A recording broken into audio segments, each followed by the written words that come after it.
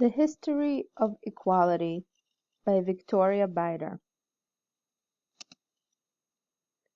Learning about American history can be quite confusing at times. There are the ideas everybody knows: equality and liberty, the American dream.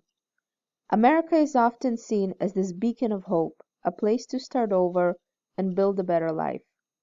America, the country of innovation, that dared to build its ideals on the ideas of the Enlightenment thinkers such as John Locke. It is often hard to reconcile such inspirational views with the reality of American history. Every group other than a certain subgroup of white men had to fight for their rights. Every happy American dream story is built upon the sorrow, blood, sweat, and tears of others who came before them. Everything came with a price in the land of the free, well, mostly free, or at least free after 1865. But freedom did not mean automatic rights for previously enslaved men and women. Voting was an ever-changing issue. In 1776, after the Declaration of Independence was signed, only property owners could vote, and let me tell you, many millennials would be in very big trouble if this law still applied today. And don't get me started on citizenship and immigration. That's still one of the major debates even today. The Hollywood glam of the United States might glaze over its many flaws, but history does not lie. Unless it's rewritten, which is often, but the real history does not lie. Nevertheless, American history is not just a display of hardships, it's a display of how laws can be reformed and people can fight for themselves. It is a testament to the tenacity of the human spirit and mind.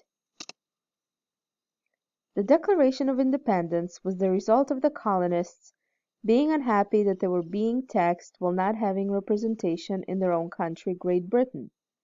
Thus the slogan, "No taxation without representation," became huge. Events such as the Stamp Tax Act of 1765 and the Boston Tea Party were major components leading up to the signing of the Declaration of Independence. It was written by Thomas Jefferson, with Benjamin Franklin and John Adams joining in to help Jefferson make revisions. The second paragraph of the Declaration of Independence begins with these famous words: "We hold these truths to be self-evident, that all men are created equal." Though Jefferson and the Second Continental Congress gang definitely meant well, they forgot to include a great amount of the population in the definition of equality. So I decided we should add them in. It took many years and groups of people to get us to the point we are at today.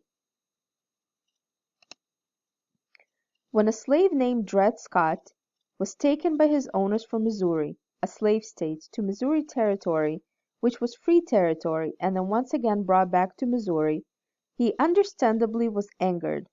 He believed that being taken to a free territory made him a free man, and so he went to court to fight for his freedom. After being denied his freedom by the Missouri State Court and the U.S. Federal Court, he made an appeal to the U.S. Supreme Court. The ruling of the U.S. Supreme Court set the stage for a big issue.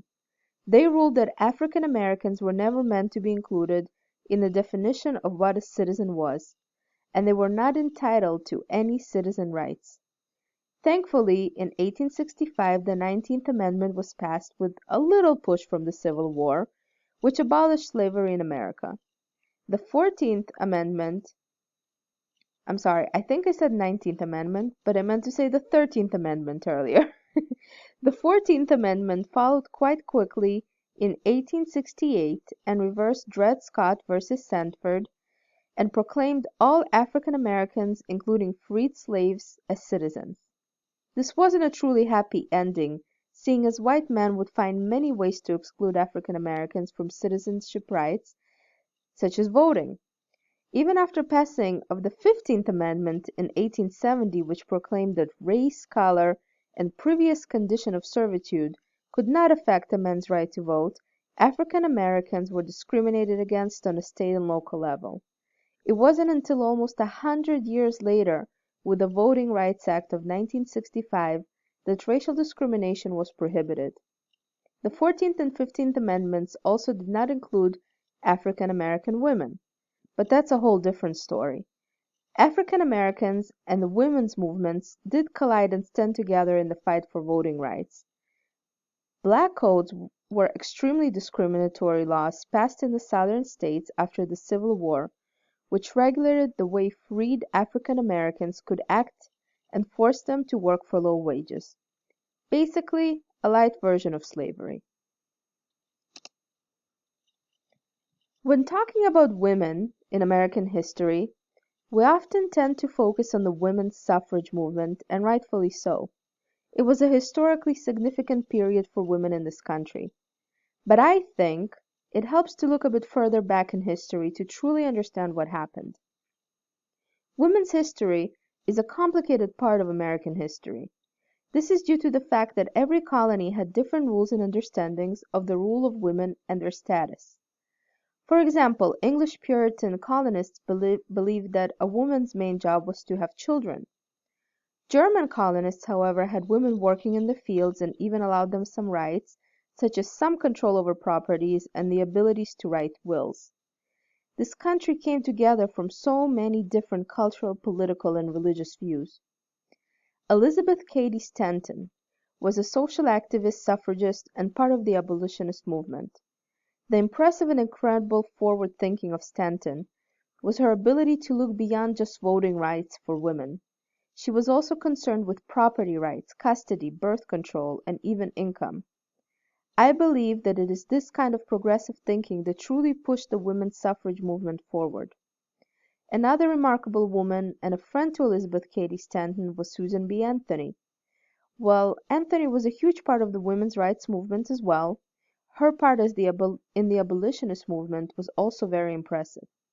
In 1852, Stanton and Anthony founded the New York Women's State Temperance Society, and in 1863 they founded the Women's Loyal National League, which conducted a petition in which 400,000 signatures were collected in support of abolishing slavery. The Senassa Falls Convention, which took place in 1848, was organized by Elizabeth Cady Stanton with the help of Quaker women in the area. The convention is noted in history as the first organized women's rights and women's suffrage movement. It is important to note that there were no African American women in attendance at the Senassa Falls Convention. However, black women played a huge role in the women's and black rights movements. I'm gonna say this wrong, I know I will, but I'm gonna try. Senor Truth, who delivered the famous Ain't I a Woman speech at the National Women's Rights Convention in Akron, and Harriet Tubman are only a couple of notable black women who played a huge part in the fight for human rights. In 1874, the Women's Christian Temperance Union was founded and became the largest and most influential women's group of the 19th century. Not only did this group of women fight for the right to vote, but they also fought for fair labor laws, prison reform, and most importantly, to them, the prohibition. Personally, I am against all legislation which outlaws drinking, although I would have loved to attend a real speakeasy.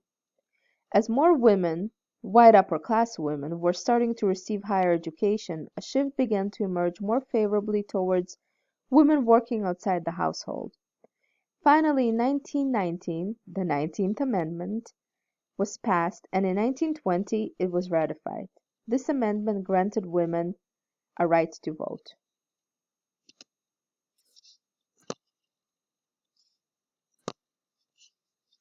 The irony of the Supreme Court ruling of 1876, the Native Americans were not citizens, is one of the most backward Supreme Court decisions in history.